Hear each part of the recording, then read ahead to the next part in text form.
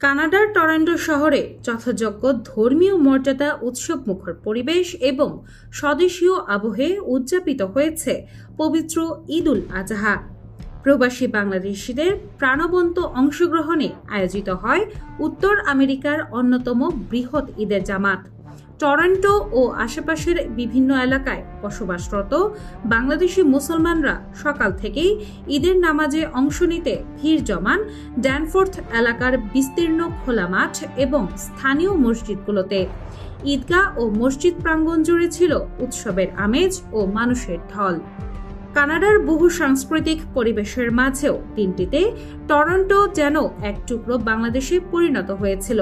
অনুকূল আবহাওয়ার কারণে খোলা মাঠে অনুষ্ঠিত প্রধান জামাতে হাজারো প্রবাসী বাংলাদেশি অংশগ্রহণ করেন। ঈদের জামাতে পুরুষদের পাশাপাশি বিপুল সংখ্যক নারী ও শিশুদের উপস্থিতি ছিল চোখে পড়ার মতো। নারীরা শাড়ি ও সালোয়ার কামিজে এবং শিশুরা রঙিন পাঞ্জাবি ও টুপি পরে উৎসবকে আরো বর্ণিল করে তোলে। পুরো ঈদগাহ মাঠে যেন রূপ নেয় এক প্রাণবন্ত মিলন মেলায়। নামাজ শেষে খুতবায় বিশ্ব মুসলিম উম্মার শান্তি, অগ্রগতি ও সমৃদ্ধি কামনা করা হয়।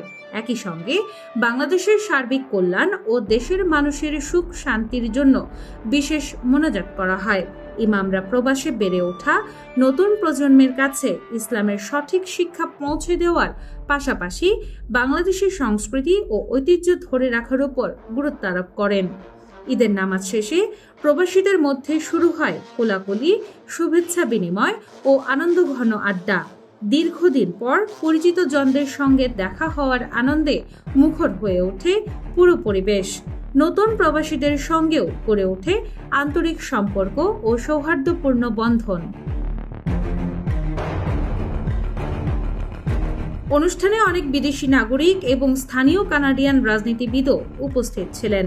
তারা বাংলাদেশি কমিউনিটির সদস্যদের ঈদের শুভেচ্ছা জানিয়ে উৎসবের আনন্দ আরও বাড়িয়ে তোলেন। নামাজের পর শুরু হয় কোরবানির আনুষ্ঠানিকতা।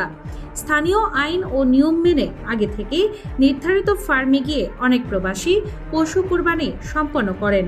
কেউ কেউ নির্ধারিত প্রক্রিয়ায় মাংস সংগ্রহ করে আত্মীয় স্বজন ও বন্ধুদের মধ্যে বিতরণ করেন। বিকেলে প্রবাসী বাংলাদেশিদের ঘরে ঘরে আয়োজন করা হয় ঐতিহ্যবাহী খাবারের।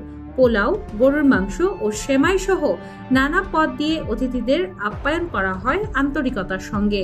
ব্যস্ত প্রবাস জীবনের একঘেয়েমি ভেঙে এই বৃহৎ ঈদ জামাত টরন্টোর বাংলাদেশি কমিউনিটির পারস্পরিক সম্পর্ক আর সম্প্রীতিকে আরো দৃঢ় করেছে।